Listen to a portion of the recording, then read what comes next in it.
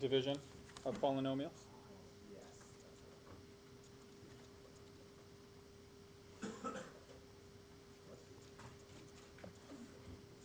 Okay, and there's a couple different ways that they're going to present it to you. And they'll present it as long division, as synthetic division. I'm not going to go through those methods specifically. You can use your calculators for it. So I do just want to show you how to use your calculators to do it. I'll show you what it means, or how you'll be asked to enter the information online. And then we'll go through a couple of the things that you do need to be able to distinguish from this section.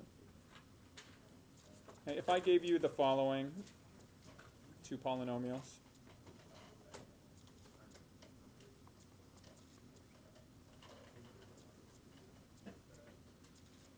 Hey, did you guys do the long division last year with these, where you set it up in the division bar? Nope. Okay. I'll talk through it once again, just so that you've been able to see an example of it. But you can use your calculators for this. But if you're doing long division,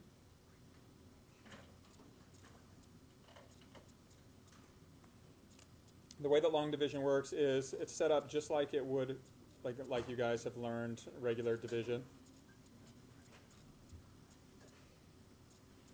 And so if you set it up in this form with the division bars,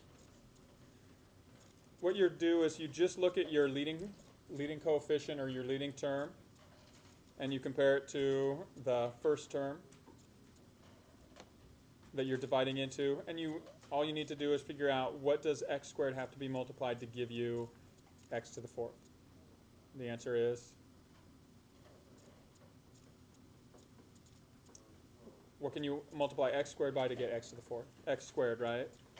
Okay, so if you then distribute that number to each of the terms, so x squared times x squared is x to the fourth, and x squared times a positive 1 is a plus x squared. Now notice there's no x squared space here.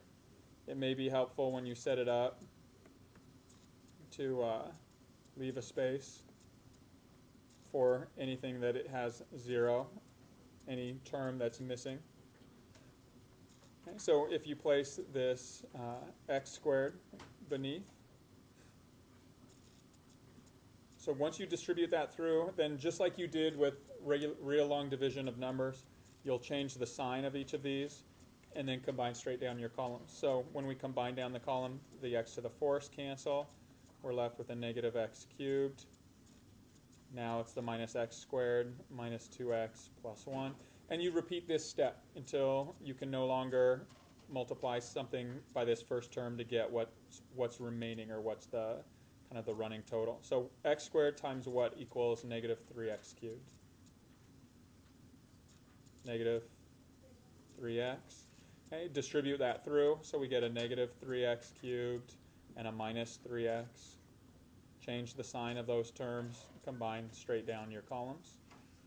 So here the x cubes cancel. We're left with a negative x squared plus x plus 1. We can do it one last time. What do we multiply an x squared by to get negative x squared? Negative 1. Distribute that through. Negative x squared and a negative 1. Change the sign of those terms. Combine down your columns. You get x and the plus 2. Okay, once you can no longer divide or multiply, so x squared can't be multiplied by anything to get a smaller degree term. That means that this is your remainder. Okay, and the way that you write your remainder is you'll just write plus, take that entire remainder and put it in the numerator of a fraction, and then take your original divisor and write that in the denominator. Okay, the way that you're going to see this online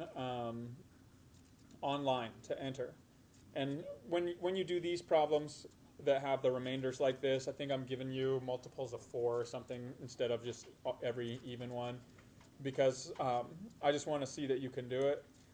You'll have a separate field for each of these terms. So the way that the field would look for this is it would be like one field minus, second field minus, third field plus, and then it'll have numerator and denominator. And so it'll be a fraction, so you'll have to fill in each individual term for that when you're looking to enter it online. And again, if you have questions on it when it comes up, let me know, and we'll go through it.